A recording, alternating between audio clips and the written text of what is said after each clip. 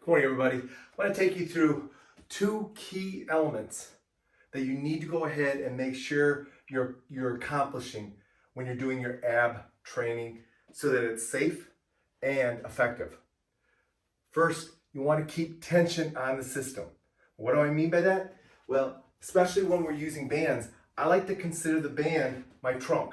So these are my trunk muscles. So as I'm going through any type of movement, I'm always going to keep tension on the band, which is going to keep tension on my trunk. Why do I want to do that? Number one, it's going to keep the small muscles activated at all times. The small muscles around your spine, which are going to in turn make sure they keep those small joints of your spine locked in and stable. This is especially true when you're doing standing movements.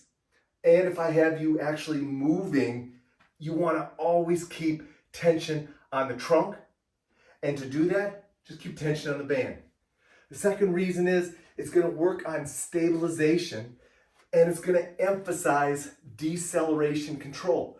So if I've got to keep tension on the band at all times, I'm going to have to learn how to really decelerate the movement, which is in turn going to be far more important. Plus, by keeping the tension on, I'm always working on stabilization no matter what the exercise is. Second thing is move slow. Make your movements slow. Don't be in a hurry. Why is that important? Well, number one, you want to work on stabilization. Remember, guys, our number one goal of our trunk is stabilization. So if I'm going ahead and I'm doing an overhead movement with the band, move slow. Keep that stabilization solid. The second reason you want to move slow is, again, I want you to emphasize deceleration control.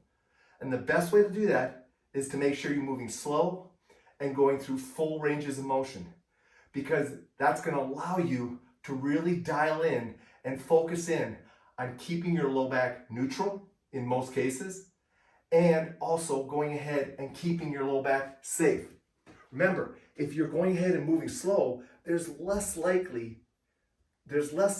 the chance that you're going to go ahead and move too far, which potentially could put your low back or those small joints of your low back at an injury risk.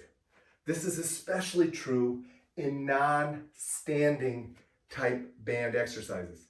So move slow and keep the tension on your trunk, and you'll have not only a safer trunk training experience, it'll be a lot more effective.